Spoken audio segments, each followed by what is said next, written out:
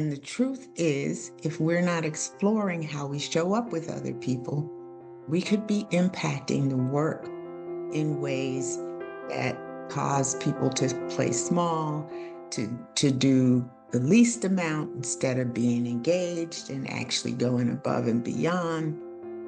And so if we're not exploring our own truths about who we are, how we show up, why we do the things that we do, we need to understand our triggers. We need to understand the emotional complexity that we hold as people. We're not just robots who show up and write strategies and policies and execute, um, those things on a daily basis. We're actually creating experiences together on a daily basis. And so we need to be mindful of how we're creating those experiences and whether or not we're unleashing the talent or shutting it down. Leadership Story Talks, where we discuss the practices that engage, motivate, develop, retain, and attract people to businesses. We'll give you principles and tools based on real-world stories to leverage listening and storytelling to become a better leader and management professional. Leadership Story Talks is produced by Narrative, a company that focuses on personal storytelling for business. Welcome to Leadership Story Talks. I'm Jerome Deroy, CEO of Narrative.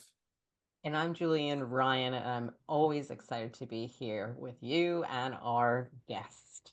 Hi, Julienne. Good to see you again. And before we move on to introducing our guest today, I want to remind our listeners to subscribe to the podcast, Leadership Story Talks, wherever you find your podcasts. Leave a review, and also check out our YouTube channel, which is Narrative Inc. on YouTube, and on our website, narrative.com, narativ.com/podcast, you will find this episode and many other of our episodes, our entire archive of more than 100 episodes. So I really encourage you all to go there.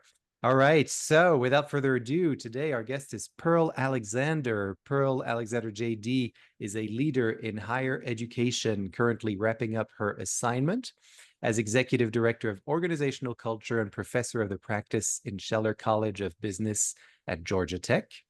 A change agent, she has catalyzed transformations in culture and organizational leadership for over 35 years. Her colleagues and clients achieve greater fulfillment, personal and team effectiveness because of working with Pearl. And I can tell you this is absolutely 100% true. I have seen that. Tapped to solve the most complex people challenges of these times. Pearl's versatile career assignments have spanned from equity advisor and peace builder to spokesperson, storyteller, and strategist. Her notable thought leadership has been featured in several media.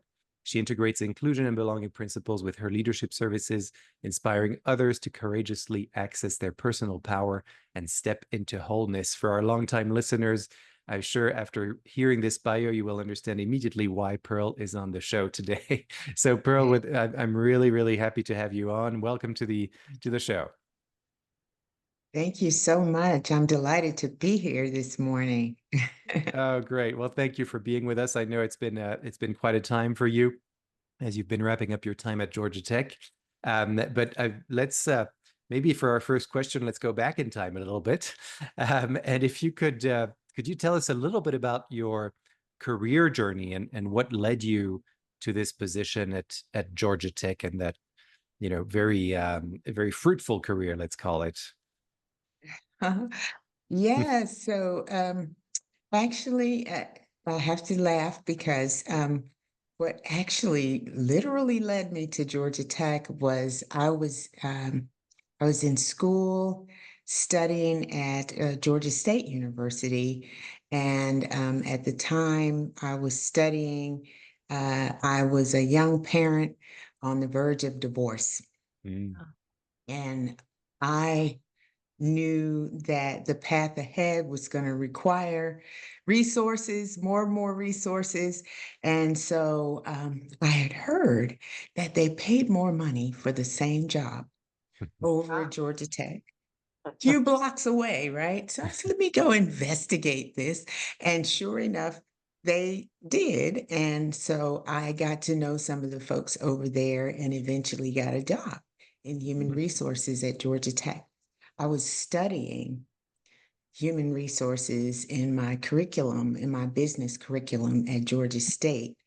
And so kind of fell into it at the job there at Georgia Tech in human resources. And so I've been working in people and culture ever since.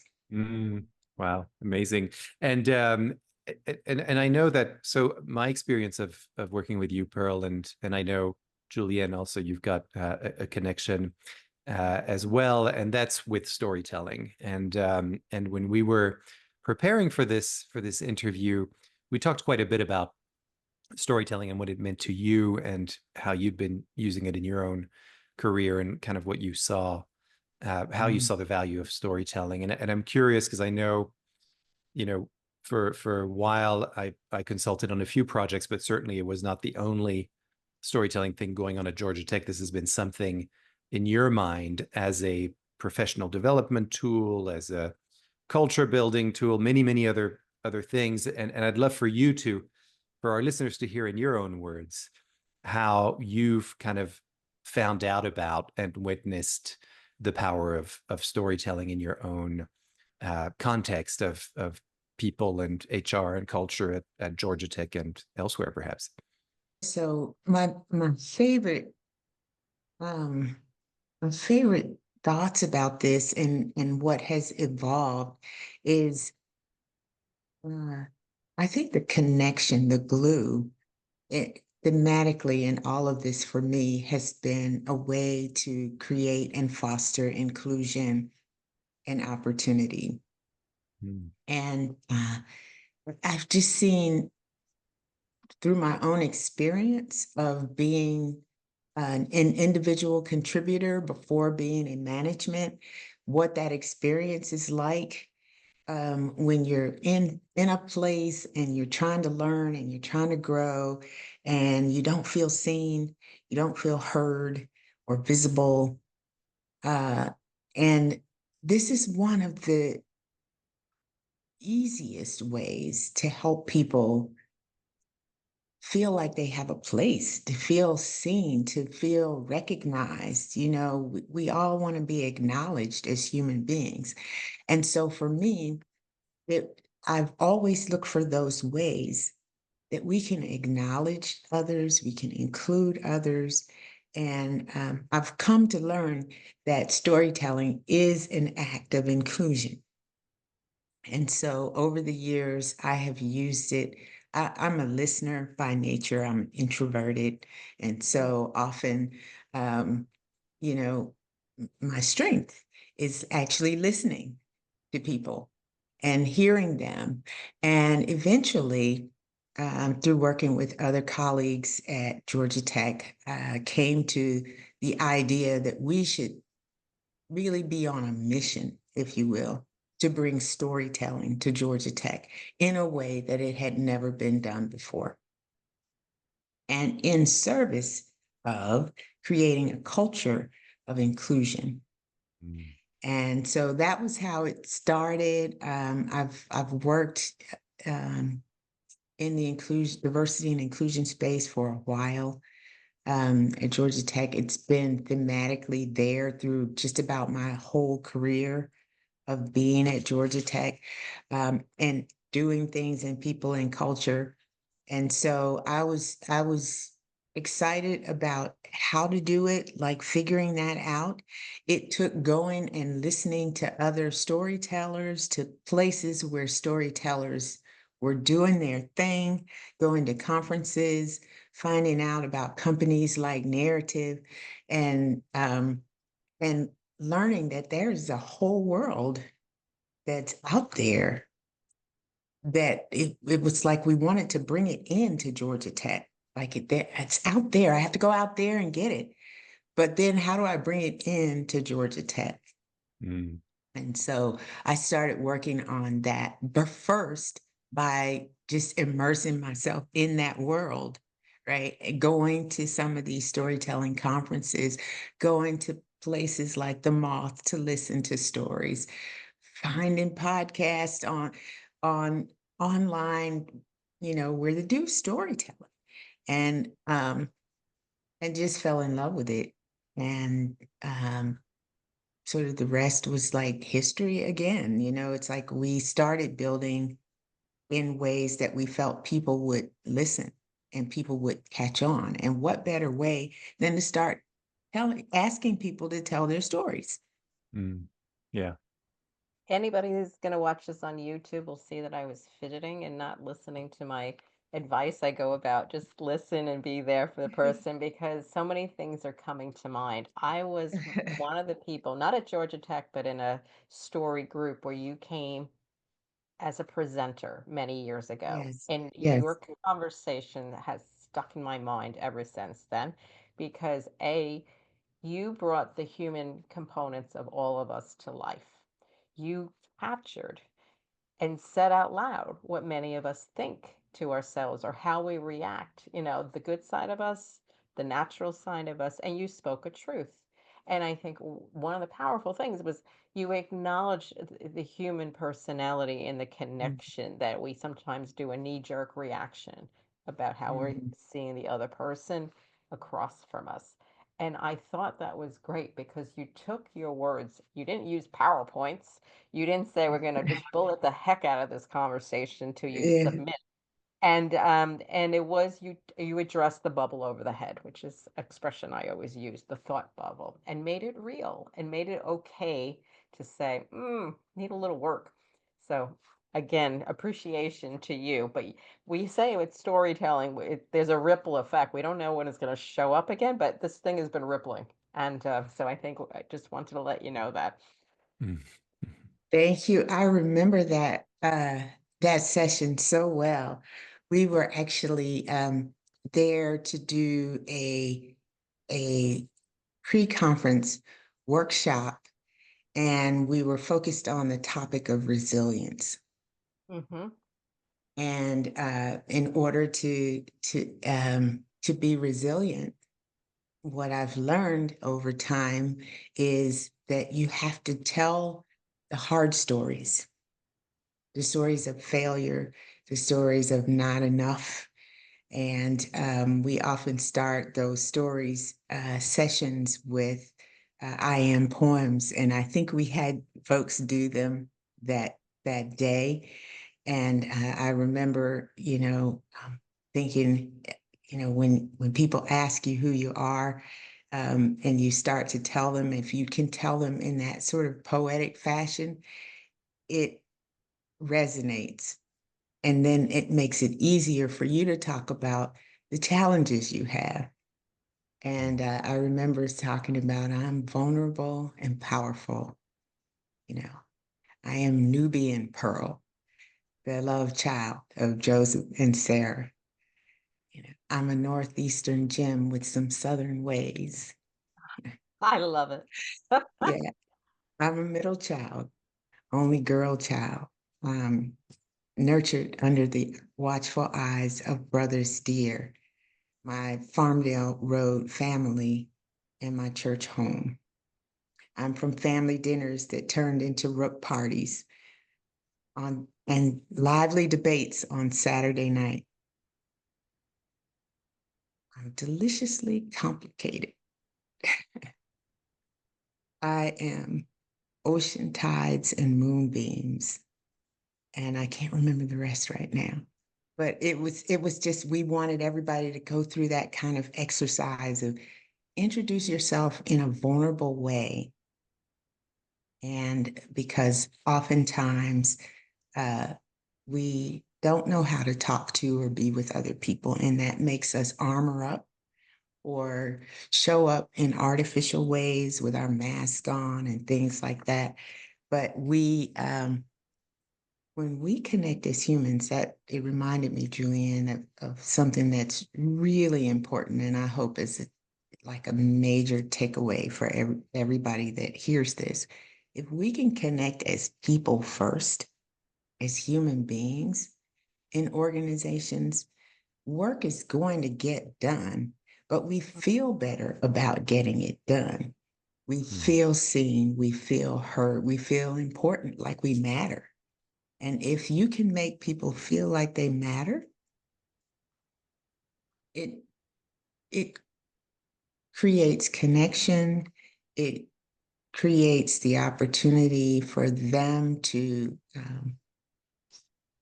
do some of their best work in the organization, which is what we hire them to do. And it just is, it's the gift that keeps on giving.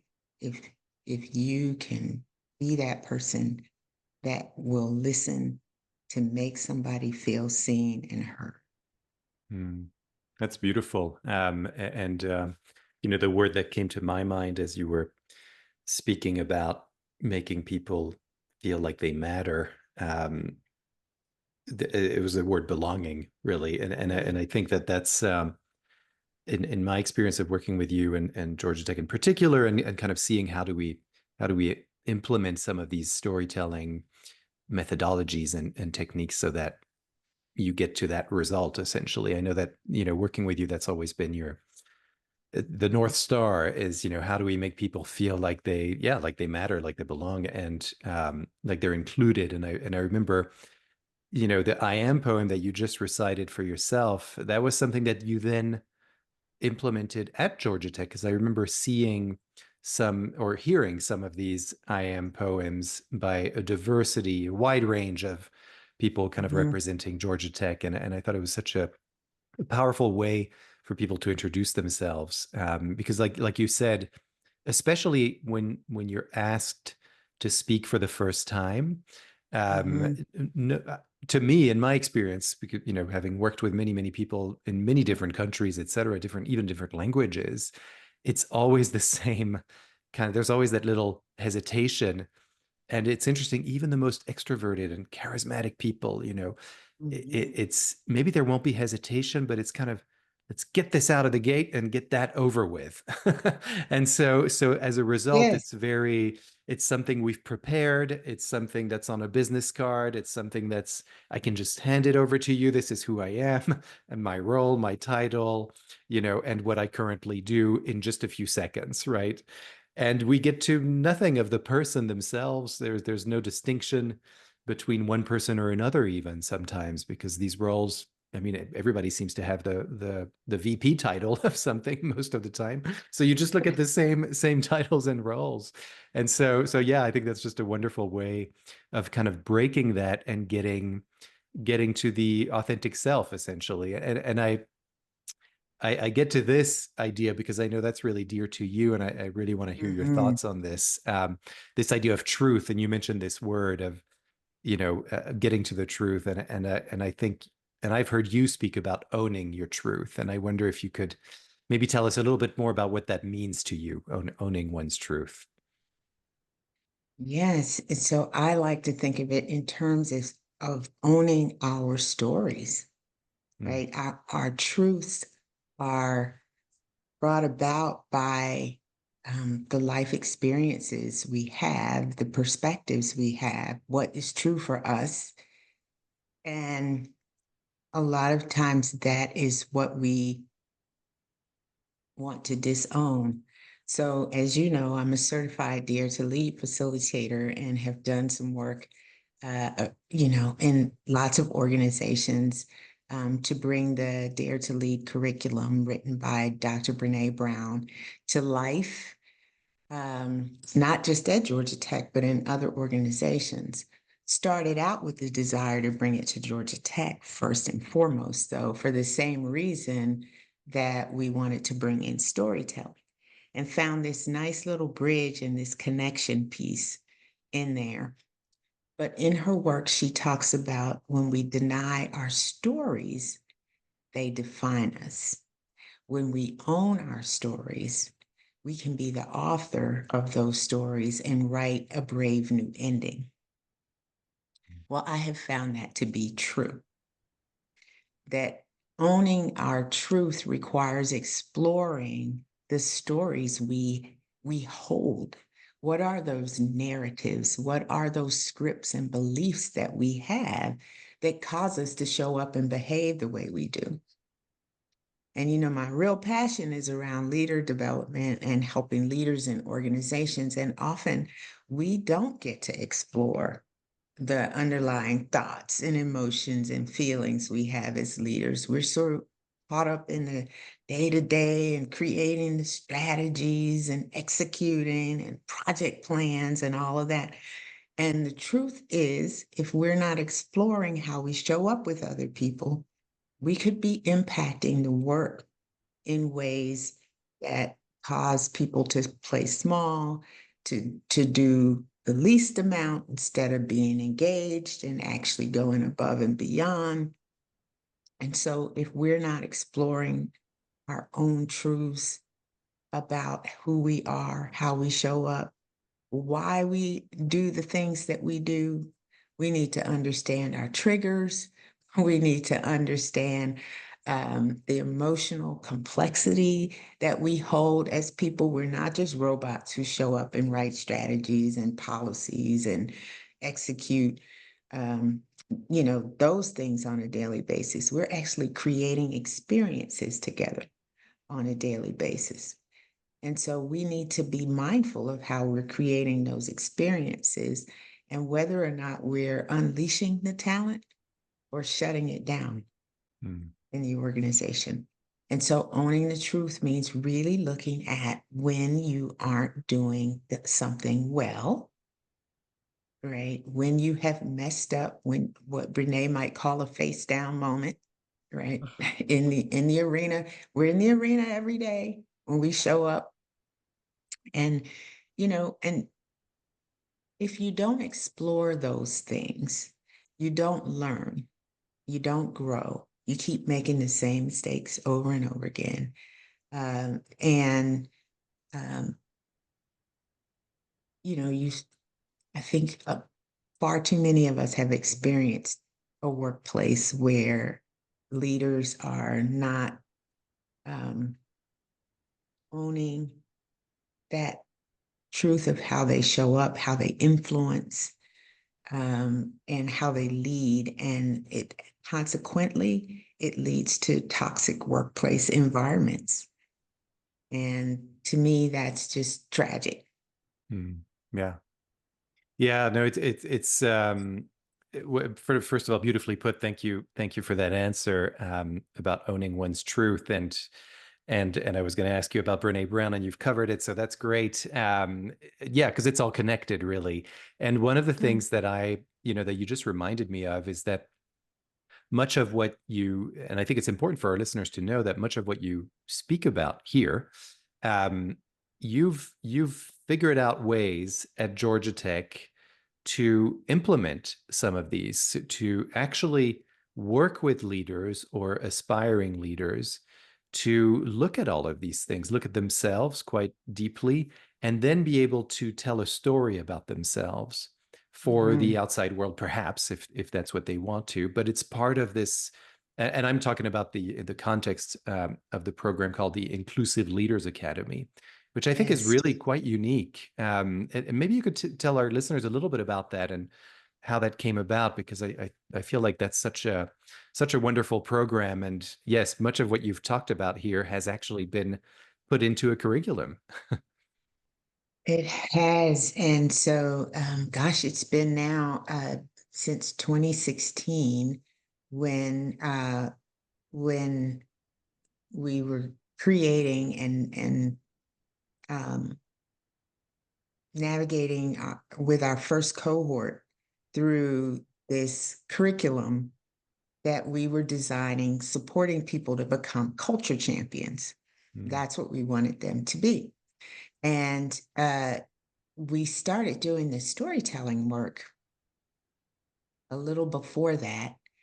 And we actually started doing facilitation and certification with Brene a little bit before that as well. These were all foundational pieces that we had this vision around for. Let's create a curriculum where people go through experiences where they're going to do some journaling, they're going to do some self-reflection, some storytelling. These are the ways they're going to be self-reflective so they become self-aware. And so the Inclusive Leaders Academy curriculum for culture champions involves doing just that. One pillar is around self-awareness. One pillar is around social intelligence and building that. And one pillar is around courage. And I think I don't have to show you all the links between storytelling and all of that, right? And there is storytelling in order to facilitate becoming more self-aware by looking at and examining the stories we're telling ourselves, we're creating, we're experiencing. It fosters courage when we can do that. It shows us that we can connect as humans and how much greater we can be together as humans. And it helps us build that social intelligence, that ability to listen. If I could say storytelling has done one thing for me, it has grown me as a listener. Mm-hmm. And we're wired for story. I think you were the person that first made me realize that, Jerome. Like we're really wired for story. We're built that way. And so, and Brene talks about that as well, and some of the other leaders. Julienne, I think you even that was something you were helping leaders to learn when you were working with storytelling in organizations, that professional organization, part of the National Storytelling Network. Yeah. But what we wanted leaders to do was to really take a good look in the mirror at how they're showing up. What is the culture we're creating together? And working to become culture champions. So we had them go through storytelling. We had them go through part of the Dare to Lead curriculum. And we had them go through exercises to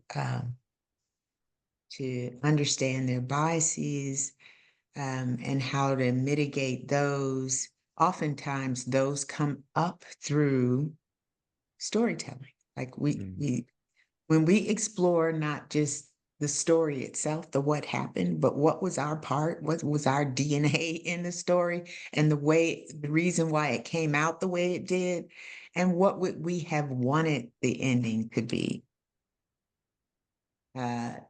It creates some kind of a real transformation individually. And ultimately, that's what it was all about for me. It really is. I really enjoy seeing the light come on, seeing people see the difference that they can make with little behavioral shifts and building new habits. And all of those are things that we can explore through our stories. And nothing is more powerful to me than the healing that I've seen come from those stories. Mm-hmm. I've seen leaders in tears when they recognize the things that they've done that may be harmful to themselves or others. And so that's what the Inclusive Leaders Academy does. We've had now hundreds of leaders to go through that curriculum.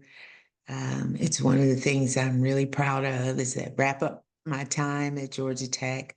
Also embedded it in our Leading Women at Tech program, where we have women leaders explore stories that help them with building self-efficacy. Wow. Yeah, no, it's amazing what you've been able to create over the years. And these kind of programs, as you just beautifully put, that get people to really see who they are essentially, and that gets them to speak the truth of who they are. So we could go on forever and ever just talking and talking, because there are so many stories, and it's been such an incredible time, for me anyway, to having been able to work on some of these programs with you and other people at Georgia Tech. And that's what's quite remarkable, is even as you wrap up your time, there are many other people now who are champions of culture and champions of storytelling and champions of Dare to Lead and all these things that you started, almost 10 years ago in terms of that exploration of some of these ideas. And so yeah, that's really interesting to see that that's what you've left as well. So I have to get to a question that we ask all of our guests. And I'm sure it'll be some kind of medley of what you've already talked to us about. But if we could ask you to zero in on an experience that has shaped who you are today, continues to kind of influence you or inform you in some way. Yeah, that experience always for me, when people ask me about that thing that was really defining in my life, I often go back to the very first thing that I remember that was crisis-like, that was traumatic in my life, and it was the loss of a sibling when I was just a little child at 4, maybe 5 years old. I believe I was 4 at the time. Had a baby brother. He was the youngest of the 4 of us. He got pneumonia and passed away. It was hard, really hard for my parents. We saw them suffer. We saw the sadness, the grief that I learned at 4 years old.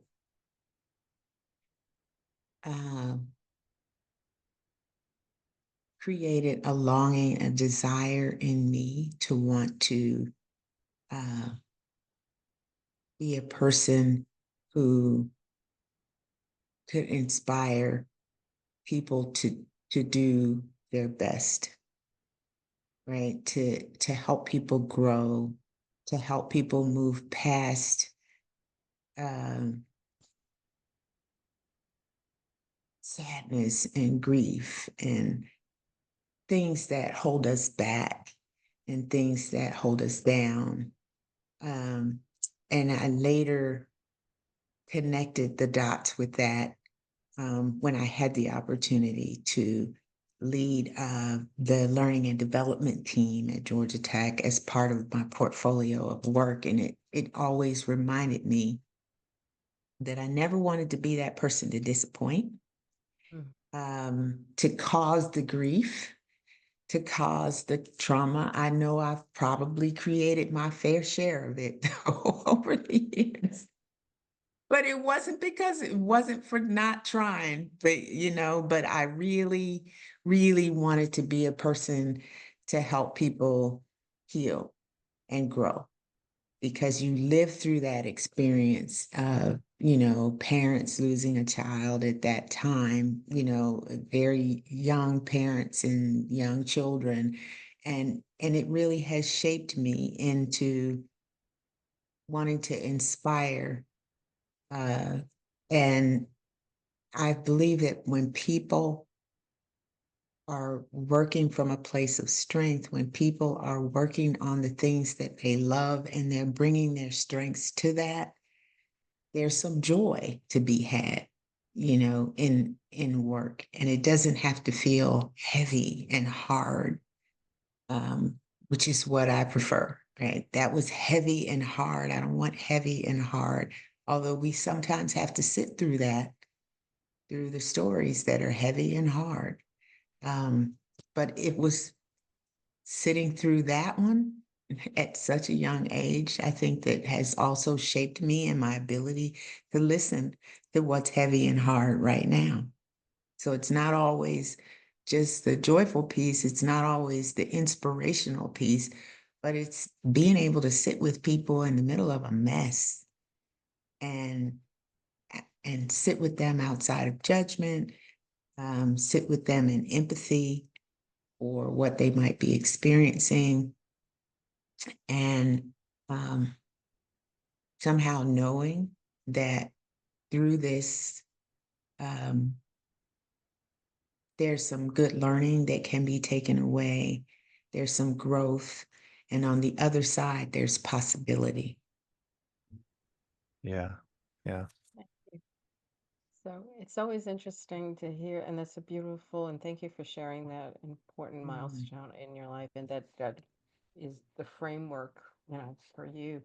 It's always interesting to see all the conversations we had and seeing how many times it was pain that was converted into someone's purpose and free that Mhm. person up as well as played it forward to somebody else to what you said earlier in our conversation, appreciate themselves, see themselves, acknowledge it, and then move forward.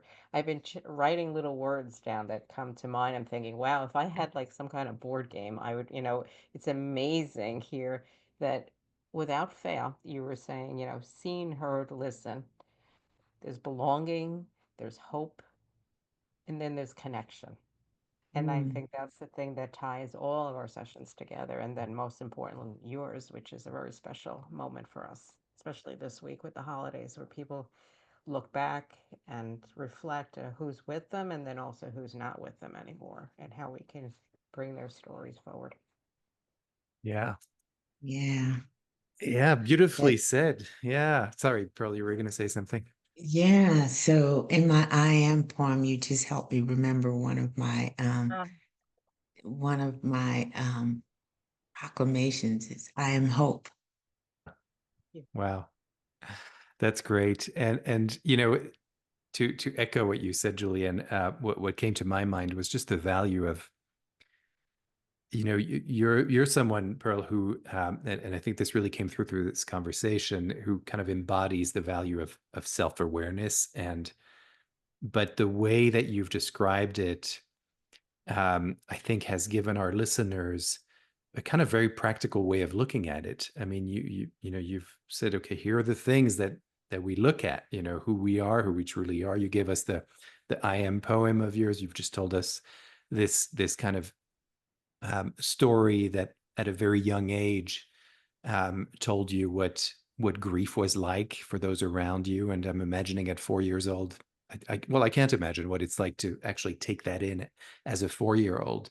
But then what you took in later on in life, and how you found out what what it led you, the kinds of behaviors, et cetera, and thought process that you had. And you, at one point in your life, you said, oh, that's where that comes from.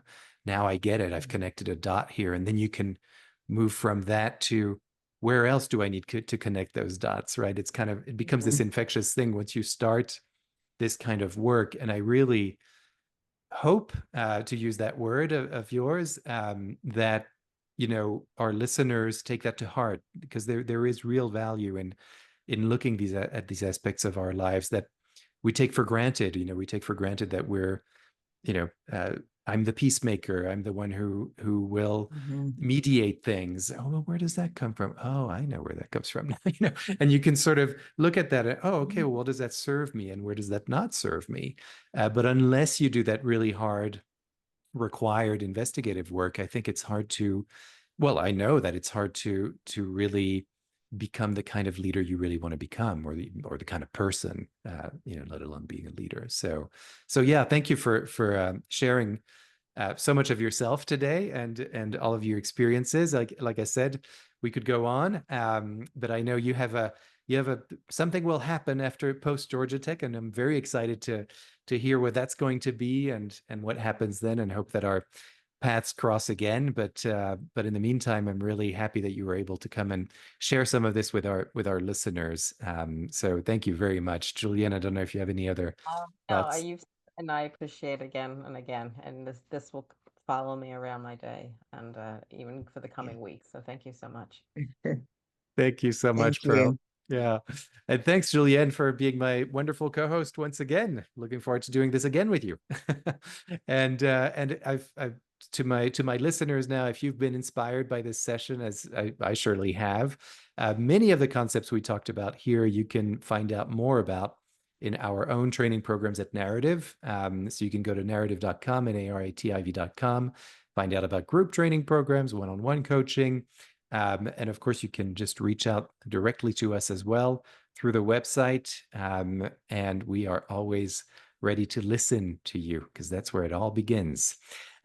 So yeah, narrative.com, narrativ.com, and find this podcast wherever you find your podcasts, and leave a review, because that really helps with the word of mouth. And don't forget that we also have a YouTube channel. So thank you again for listening, and thank you to both of you, Julienne and Pearl. And until next time, goodbye, everybody.